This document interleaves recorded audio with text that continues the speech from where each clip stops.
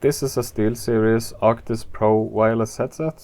The transceiver box has a burnt-in screen which needs to be replaced. And the left headset cup is broken, where the inner plastic part that actually holds the cup in place is missing, so I will have to make a new one. Let's power on the transceiver box so you can see the actual issue with the screen. The screen doesn't actually look too bad, but I wanted to replace it anyway. The screen setting is always on by default for some reason, so this is a very common problem. Screen timeout settings can be changed in the configuration to prevent damage to the screen. So let's start by replacing the screen in the transceiver. The first step is to remove the bottom rubber. I use hot air at the lowest temperature, which is around 100 degrees. The hot air will soften the adhesive, making it easier to remove the rubber.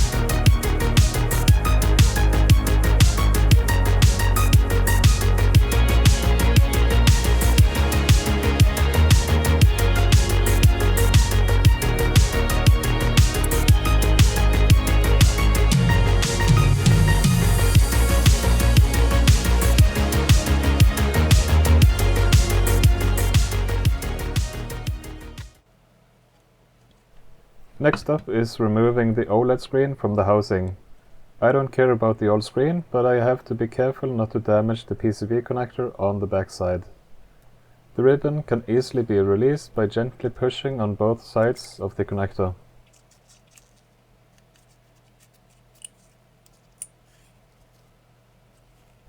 The new replacement screen has a 24-pin ribbon cable and a 1.54-inch screen size, which is the same as the original, so this will be a perfect fit. The total cost of the new screen, including shipping from China, was about $9. The product link will be in the description.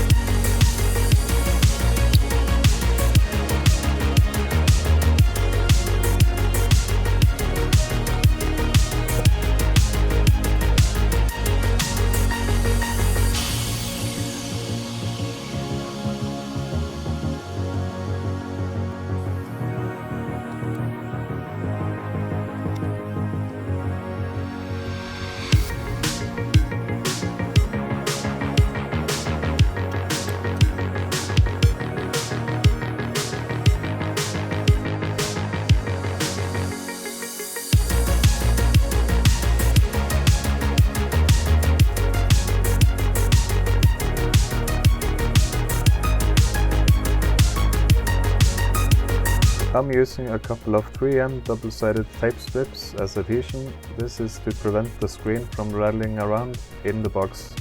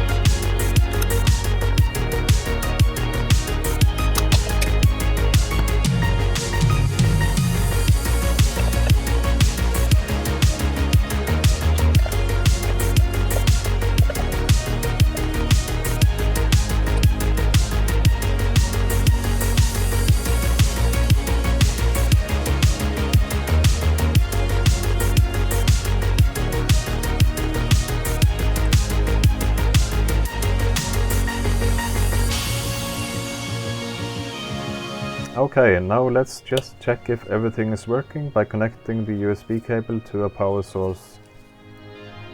The new screen is looking bright and good. And in case you were wondering, this is the option to select the screen timeout. Mine is set to 30 seconds and then the screen goes off to prevent it from burning out again. Next up is the headset. The inner part holding the cup in place is missing and there is quite a big hole in the plastic.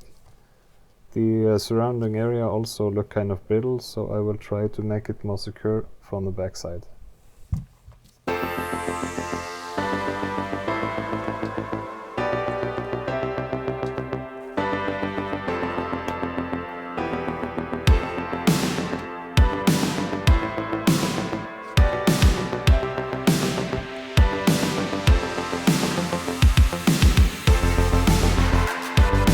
Be aware of the thin wires. These can be cut easily, so don't pull on them too hard.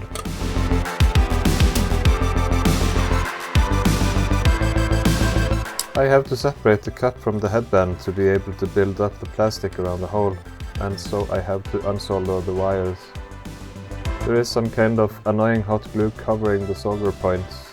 At first I tried using hot air to soften the glue, but it's just as easy to scrape it off without. A tip here is to be patient and work between the traces and lift the glue upwards. Do not use sharp metal tweezers as I do here, as it may damage the circuit board.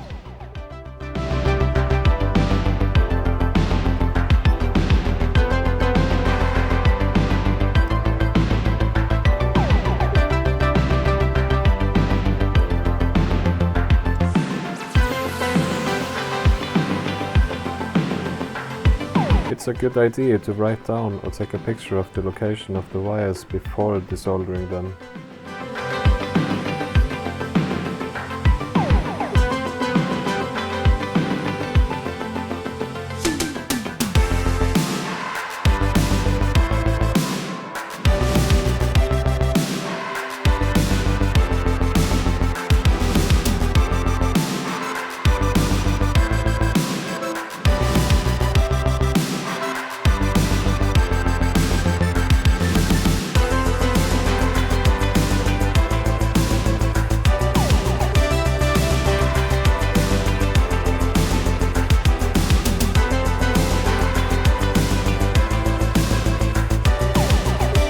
This is the 3D printed insert that will hold the cup in place.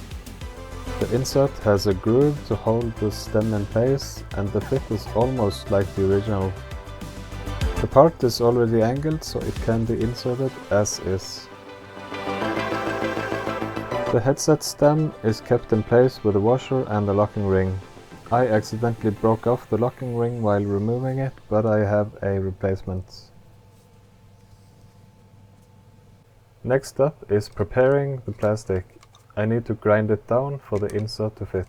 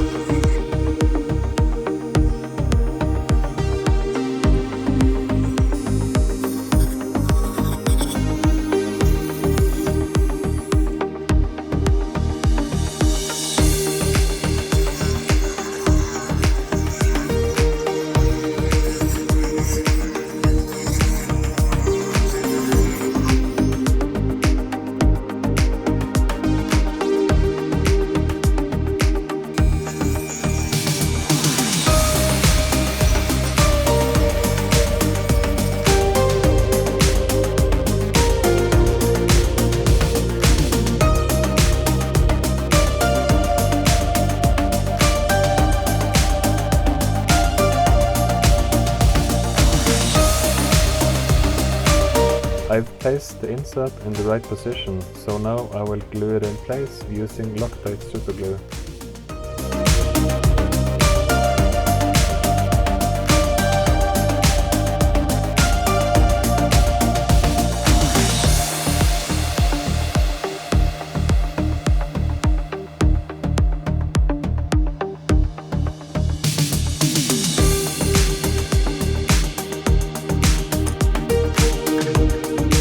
Now that the superglue is dry, I put on a piece of tape to prevent the epoxy glue from seeping out of the cracks.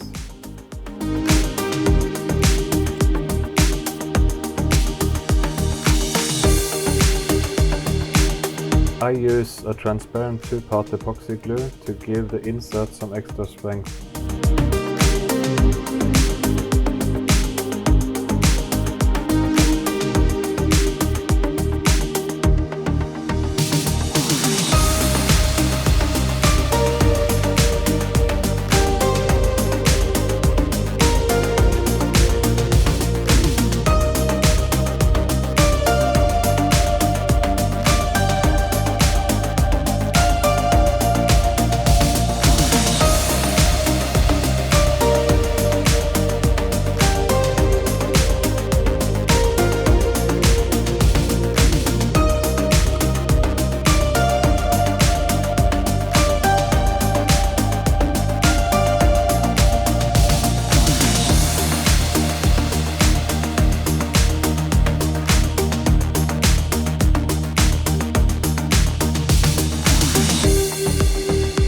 The epoxy glue is now dry.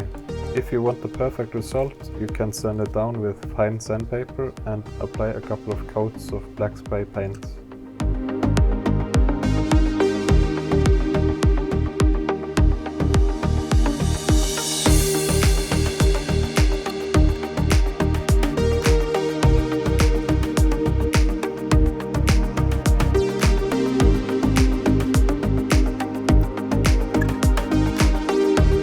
The C-clip can be tricky to get in place without the right tools.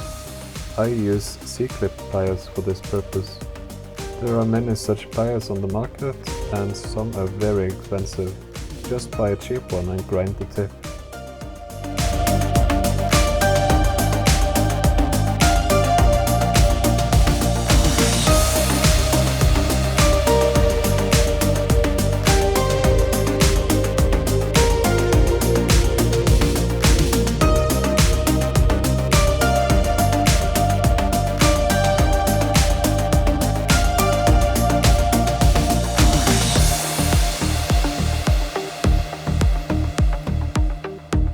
Now I'm going to remove the lead-free solder from the pads.